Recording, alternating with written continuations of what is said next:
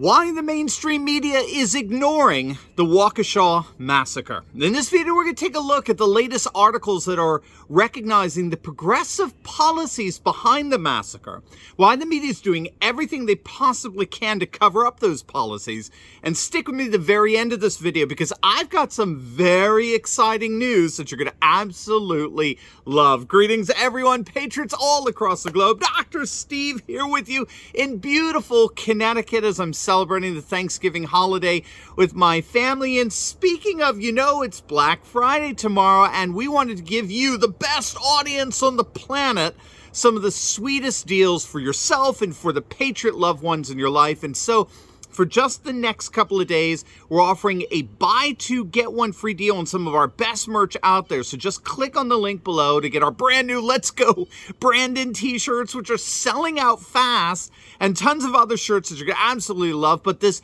buy two, get one free is just for the next couple of days. So don't wait. Click on that link below. Take advantage of the Black Friday sale that ends in just hours, and let's make this the best Patriot Christmas ever. All right, gang, let's dive right in here. A number of articles are coming out on how the mainstream media is showing its true colors with the horrific rampage in Waukesha, Wisconsin. And I'm thinking particularly of a piece by Miranda Devine of the New York Post, who makes an excellent argument for why the mainstream media has largely ignored the horrific mass killings over the weekend. Again, if we contrast this feigned ignorance with the near obsession of the media over Kyle Rittenhouse, an obsession that included blatant lying about what happened, we'll notice immediately the massive discrepancy between all the supposed self-reflection on the sad state of race in our nation with the Kyle Rittenhouse trial and, of course, his acquittal. You had that on the one hand, and then, ironically, a total and complete lack of self-reflection, indeed an almost mass blackout from the media regarding what happened in Waukesha. Again, things are so bad with the mainstream media. Did you see this? The Washington Post went so far as to print the absurdity that the Waukesha tragedy, right? That's the word they used, not the Waukesha carnage or racial murders or anything like that. No.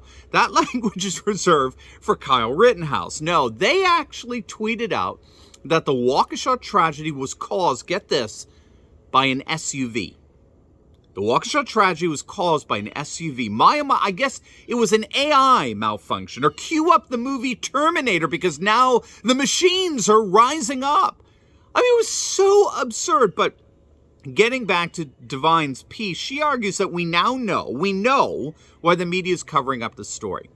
They're burying the story because it threatens the very core of the progressive revolution convulsing the country, and that is criminal justice so-called reform. So she notes that 6 people would be alive today if Milwaukee had not been hijacked by progressive prosecutors, particularly Milwaukee's Democratic DA John Chisholm. Chisholm is the darling of the progressive movement who set the accused killer Darrell Brooks' bail at just $1,000 last week after he allegedly ran over his girlfriend with his SUV. So these are the prosecutors who are refusing to jail looters and rioters and armed vandals and the like, all in the name of so-called social justice. And what she's noting here in this article is that the mass murder in Waukesha is part of the same degeneration of urban life that we're seeing with the mass epidemic of looting that pervades our cities today. The whole smash and grab theft epidemic is the direct result of the willful abdication of city prosecutors of their law enforcement responsibilities. And now that progressive agenda, like CRT, critical race theory, the effects and consequences of that progressive agenda are coming home to roost. And that is precisely what happened in Waukesha. And so, according to her, the media is doing their absolute best. They're Hunter Bidening this story. They're burying the story just like they did with Hunter Biden because it poses a major detriment to their political agenda. Remember, if you're a regular to our channel here, you are familiar with this term agenda setting theory. Agenda setting is the technical term for how the media actually sets the political agenda, not politicians, not lobbyists. It's the mainstream media that historically framed the issues of the day with a narrative that had profound influence on how mass populations viewed the world. And so what we're finding is that anything that poses a risk to that political agenda is either ignored or it's gaslighted. And that's precisely what we're seeing here with regard to our inner cities and the out-of-control crime and violence that has now spilled over into Waukesha. Newt Gingrich famously called out George Soros several months back as the primary reason for this breakdown in social order throughout our nation's urban centers, and that's because Soros bankrolls all these far-left prosecutors, and ironically, even Fox News censored Gingrich for saying that. The media is doing everything it can to ignore what happened to Waukesha precisely because it brings to the fore the horrific consequences of left-wing progressive social policies. But it's not working.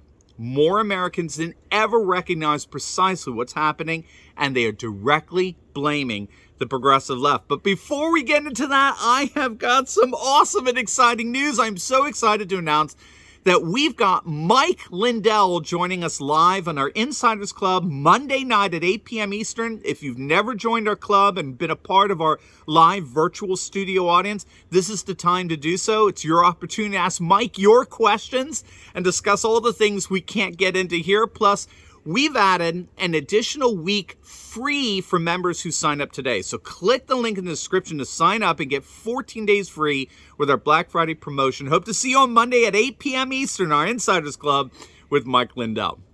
All right, so the good news in all of this is that the big cities really are dying as a result of these progressive policies.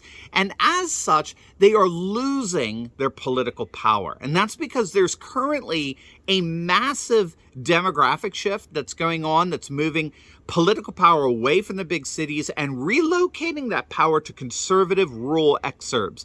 Scholars have noted that we're actually going through a process known as de-urbanization, where populations are fleeing the cities in mass. So, for example, over the last year, a study came out on the spending activities over 100,000 credit card holders who lived in two cities, in San Francisco and Manhattan.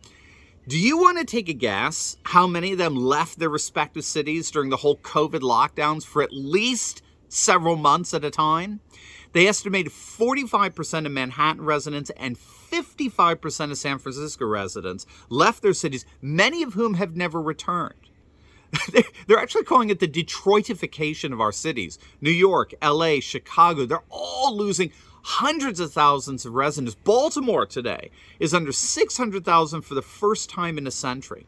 So populations are increasingly moving to more conservative rural exurban areas, and they're embracing the conservative values as mechanisms of resistance and protection against the degenerating progressive values that so thoroughly decimated our cities.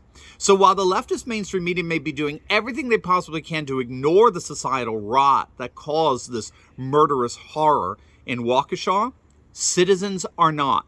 They know what's happening, and just like what we saw a few weeks back with the elections of Virginia, New Jersey, and Pennsylvania and the like, voters are ready to crush the progressive agenda once and for all.